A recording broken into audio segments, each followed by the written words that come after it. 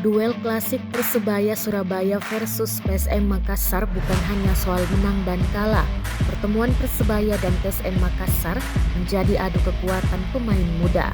Persebaya dan PSM Makassar memang jadi tim Liga 1 2022-2023 yang andalkan banyak pemain muda. Aji Santoso bersama Persebaya mempunyai skuad dengan rata-rata usia 23,1 tahun. Sedangkan Bernardo Tavares di PSM Makassar memiliki skuad rata-rata berusia 24,6 tahun. Bajul Ijo dan Laskar Pinisi bertemu di Stadion Gelora Joko Samudro, Gresik, Jawa Timur pada Jumat 24 Februari 2023 pukul 16 waktu Indonesia Tengah.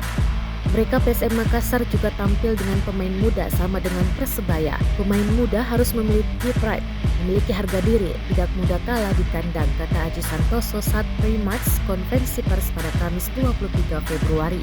Ditambah Persebaya dan PSM Makassar memiliki gaya permainan menyerang. Menurut Aji Santoso, duel ini akan menarik. Walaupun demikian, ia tidak pungkiri mengalahkan PSM Makassar tidak mudah.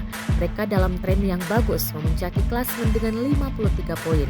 Sementara Persebaya di posisi 7 dengan 37 poin.